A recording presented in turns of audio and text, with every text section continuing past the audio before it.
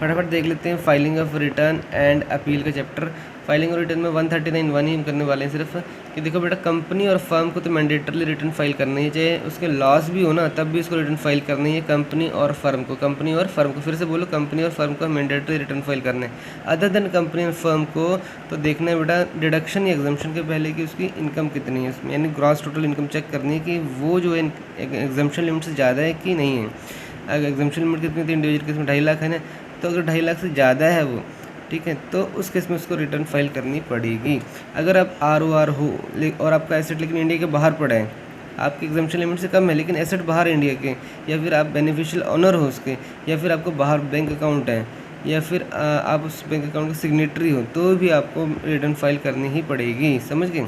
अब special cases जिसमें आपको रिटर्न मैंडेटरीली फाइल करनी ही करनी है, वो कौन से केसेस हैं कि मान लो आपका करंट बैंक अकाउंट है, एक जगह है या फिर कई बैंकों में है, उनका टोटल मिला के पैसा 1 करोड़ से ज़्यादा का डिपॉजिट है उन सब में, किससे ज़्यादा है 1 करोड़ से ज़्यादा है क्या है, तो मैंडेटरली आपको रिटर्न फाइल करनी है।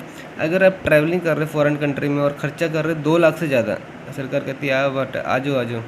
अगर आप फॉरेन कंट्री में ट्रैवल कर रहे हो, खर्चा कर रहे हो आप 2 लाख से ज़्यादा, 2 लाख से ज़्यादा, तो बेटा आप भी आ जाओ, आपको भी मैंडेटरली रिटर्न फाइल करनी है।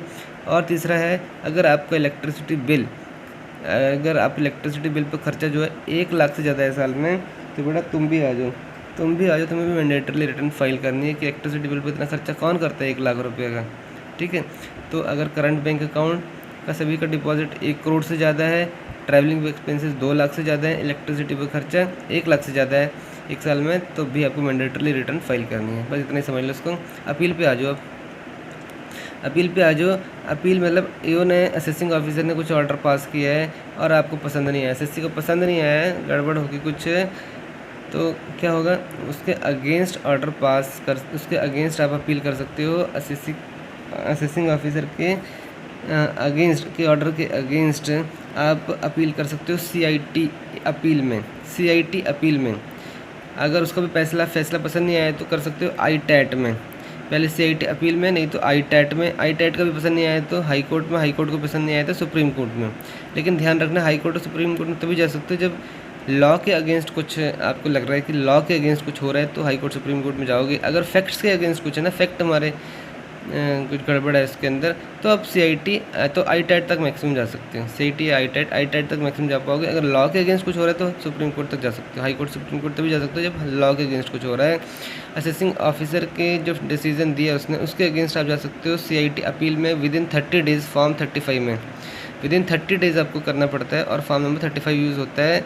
और सीआईटी अपील जो होता है वो जजमेंट करता है 1 साल के अंदर जजमेंट देनी होती है उसको, कोई भी लिमिट नहीं है ऐसे पैसा की, जितना मर्जी आपका डिस्प्यूट है आप उसको लेके आ सकते हो और जजमेंट उसको सीआईटी अपील को 1 साल के अंदर करनी है। सीआईटी अपील का फैसला आपको पसंद नहीं आया तो 60 दिन के अंदर जजमेंट जब आ गया उसके 60 दिन के अंदर आप आईटैट जा सकते हो, ठीक है। फॉर्म नंबर 36 भर के, कितना 60 दिन के अंदर फॉर्म नंबर 36 भर के आप आईटैट में अपील कर सकते हो। लेकिन आईटैट में ऐसे नहीं कहता कि हमारे पास भी वेले नहीं है।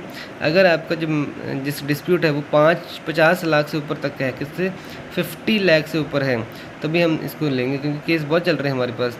तो 50 लाख से ऊपर का लिमिट है अगर आपका डिस्प्यूट का, तो बेटा आईटैट में आएंगे, नहीं तो वहीं तक ख़त्म हो जाएगा, खारिज कर देंगे वहीं पर, ठीक है। तो 50 लाख से ऊपर है तो आईटैट में आ गए और आईटैट का फैसला देना पड़ेगा 4 साल के अंदर। किसके अंदर? 4 साल के अंदर देना पड़ेगा। आईटैट का भी फैसला पसंद नहीं आया तो आप 120 दिन के अंदर हाई कोर्ट जा सकते हो। कितने दिन के? 120 दिन के अंदर हाई कोर्ट जा सकते हो। कोई फॉर्म नंबर नहीं होता इसमें। और लेकिन हाई कोर्ट में जाने के लिए 1 करोड़ का कम से कम डिस्प्यूट होगा तभी जा सकते हो, नहीं तो नहीं जा सकते। कितना? 1 करोड़ का लिमिट है। कितना? हाई कोर्ट के जाने के लिए 1 करोड़ का लिमिट है। 120 दिन जजमेंट जब आ गई आईटैट की, यानी 4 साल के अंदर जब भी जजमेंट आई तो उसके 120 दिन के अंदर आप हाई कोर्ट जा सकते हो, ठीक है। हाई कोर्ट का भी फैसला पसंद नहीं आया तो आप सुप्रीम कोर्ट भी जा सकते हो, लेकिन 90 दिन के अंदर जाना पड़ेगा। 90 दिन के हाई कोर्ट के फैसले के 90 दिन के अंदर आपको सुप्रीम कोर्ट जाना पड़ेगा। और सुप्रीम कोर्ट में भी ऐसे कुछ लिमिट नहीं है, सॉरी लिमिट है 2 करोड़। ऐसा नहीं है कि 1 करोड़ का तो हाई कोर्ट का लिमिट है और सुप्रीम कोर्ट 2 करोड़ से कम का केस नहीं लेता। वो कहता है कितना हम विले नहीं है, 2 करोड़ तब कब पर डिस्प्यूट है तो हम लेंगे, अगर 2 करोड़ से कम का है तो हम नहीं लेंगे भैया, सीधी सी बात है, ठीक है। और दूसरी बात कि एक सीआईटी रिवीजन करके है। सीआईटी रिवीजन मतलब अगर आपको जल्दी से सॉल्यूशन चाहिए तो सीआईटी रिवीजन के पास जा सकते हो, लेकिन सीआईटी रिवीजन अगर एसएससी के अगेंस्ट कुछ बोल दिया तो कुछ भी दोबारा अपील नहीं कर पाएगा। सीआईटी रिवीजन एक्चुअली डिपार्टमेंट के अगेंस्ट भी दे सकता है और एसएससी के अगेंस्ट भी दे सकते हैं। डिपार्टमेंट के अगेंस्ट देगा फॉर्म नंबर 263 में और एसएससी के अगेंस्ट 264 में। लेकिन अगर डिपार्टमेंट के अगेंस्ट दे दी और डिपार्टमेंट दोबारा अपील कर सकता है, लेकिन एसएससी के अगेंस्ट दे दी तो एसएससी दोबारा अपील नहीं कर पाएगा, यानी डिपार्टमेंट का फेवर करता है ये। ठीक है, ओके।